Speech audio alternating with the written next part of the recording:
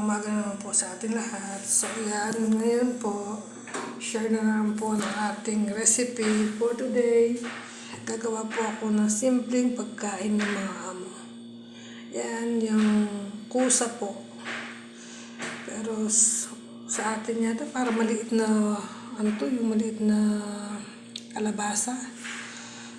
Kasi yung bulaklak niya parang pangkalabasa din po. So, ayan. Simple lang siya lutuin. Igigisa ko lang siya sa bawang, sibuyas. Tapos, lalagyan ko lamang siya ng shabat. Tapos, lemon zest at lemon. So, ayan. Start na po tayong maggisa.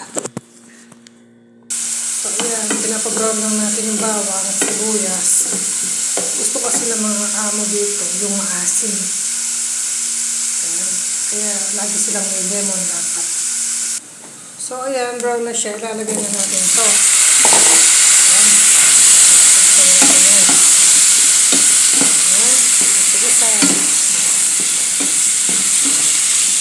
Ito lang.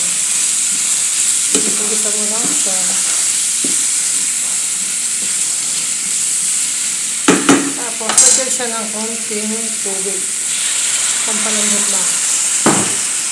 Tapos, ito yung kanyang mga pampasarap. Ayan. So, pepper, konting paprika.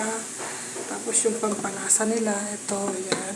At saka lemon, pepper, lalagyan. Tapos, huli po itong shabat, tsaka lemon zest.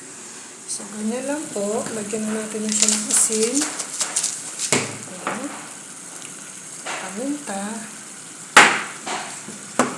Ang kanilang seasoning. Yan. Ito. Paubos na. Kanya ko ng lemon pepper. Kasi itong pampasarap. Tapos, ito yung lemon zest. Yan. At ang kanyang lemon juice. Kasi gusto nila maasim. So, yan. Haluin lang. Ganyan lang. Haluin lang. Tapos, ipapartner nila amo dyan. Kubos. Hihingi yan ng kubos mamaya. Ganyan lang ang pagkain dito sa Saudi. Simple lang ang pagkain nila. Pero pag tinikman mo po, dahil mahilig sila sa gulay, masarap siya. Ang mga hindi mahilig sa gulay, hindi masarap syempre. Pero sa kanila, masustansya, kaya mostly yung mga Muslim mahahaba ang buhay. Kasi mahilig po sila sa mga raw vegetables. Yan, mga sariwang gulay. Kinakain nila. Mga salata. Yan.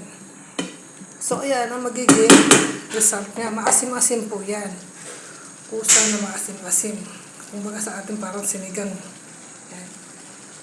Yan lang. Tapos pag malambot na, pwede na siya i-serve sa kanila.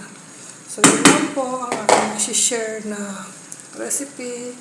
Sana may matutunan po kayo sa akin mga binablog na mga pagkain kung paano ko siya lutuin. Yun naman po. God bless po sa atin lahat.